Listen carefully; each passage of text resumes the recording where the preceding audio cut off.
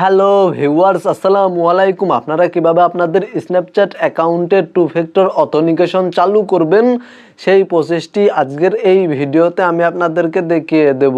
Snapchat অ্যাকাউন্টে two factor authentication চালু করার জন্য প্রথমেই আপনারা আপনাদের মোবাইল ফোনের প্লে স্টোর থেকে অথেন্টিকেশন অ্যাপ্লিকেশনটি ইনস্টল করে নেবেন। আপনারা আপনাদের মোবাইল ফোন থেকে প্লে স্টোর অ্যাপ্লিকেশনটি ওপেন করবেন এবং অথেন্টিকেটর এই অ্যাপ্লিকেশনটি ইনস্টল করে নেবেন। দেন আপনারা অথেন্টিকেটর অ্যাপে প্রবেশ করে যে কোনো একটি জিমেইল অ্যাকাউন্ট সাইন করে নেবেন। তারপরে চলে যাবেন আপনারা আপনাদের স্ন্যাপচ্যাট অ্যাকাউন্টে এবং ওপরে দেখতে পাচ্ছেন প্রোফাইল আইকনে ক্লিক করে দিবেন। দেন এখানে দেখতে পাচ্ছেন রাইট সাইডে রয়েছে সেটিংস আইকন, আপনারা সেটিংস আইকনে ক্লিক করে দিবেন এবং এখান থেকে নিচে চলে আসলে এখানে দেখতে পাচ্ছেন টু ফ্যাক্টর অথেন্টিকেশন নামে একটি অপশন শো করেছে। জাস্ট এই অপশনে ক্লিক করে দিবেন এবং এখানে নিচে দেখতে পাচ্ছেন কন্টিনিউ নামে একটি অপশন রয়েছে, আপনারা কন্টিনিউ অপশনে ক্লিক করে দিবেন। তারপরে এখানে দেখতে পাচ্ছেন SMS ভেরিফিকেশন নামে একটি অপশন রয়েছে, আপনারা চাইলে এই অপশনে ক্লিক করে দিয়ে আপনাদের ফোন নাম্বারের মাধ্যমে টু ফ্যাক্টর অথেন্টিকেশন চালু করতে পারবেন। তাছাড়া এখানে নিচে দেখতে পাচ্ছেন অথেন্টিকেশন অ্যাপ নামে আরও একটি অপশন রয়েছে, আপনারা এই অপশনে ক্লিক করে দিয়ে অথেন্টিকেটর অ্যাপের মাধ্যমে স্ন্যাপচ্যাটে টু ফ্যাক্টর অথেন্টিকেটর বা টু ফ্যাক্টর অথেন্টিকেশন চালু করতে পারবেন।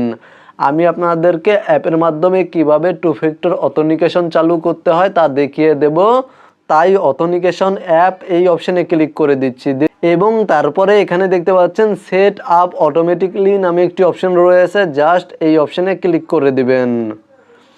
দেন এখানে দেখতে পাচ্ছেন ওকে নামে একটি অপশন রয়েছে, ওকে অপশনে ক্লিক করে দিবেন এবং এখানে দেখতে পাচ্ছেন ইয়েস নামে একটি অপশন রয়েছে, আপনারা ইয়েস অপশনে ক্লিক করে দিবেন।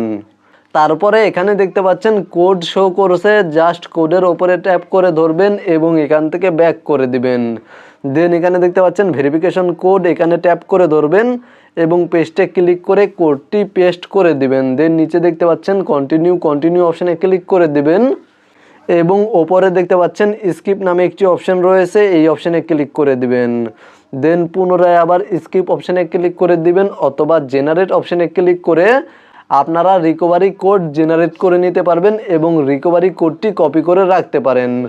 আপনারা যদি আপনাদের স্ন্যাপচ্যাট অ্যাকাউন্টের রিকভারি কোড কপি করে রাখেন বা সংরক্ষণ করে রাখেন, তাহলে আপনাদের স্ন্যাপচ্যাট অ্যাকাউন্ট লগ ইন করার সময় কোনো ধরনের সমস্যা দেখা দিলে এই কোডের মাধ্যমে, রিকভারি কোডের মাধ্যমে আপনারা আপনাদের স্ন্যাপচ্যাট অ্যাকাউন্ট লগ ইন করতে পারবেন। এখানে দেখতে পাচ্ছেন আমার স্ন্যাপচ্যাট অ্যাকাউন্টে টু ফ্যাক্টর অথেন্টিকেশন চালু হয়ে গিয়েছে। মূলত আপনারা ভিডিওতে দেখানো এই নিয়মে আপনাদের স্ন্যাপচ্যাট অ্যাকাউন্টে টু ফ্যাক্টর অথেন্টিকেশন চালু করতে পারবেন।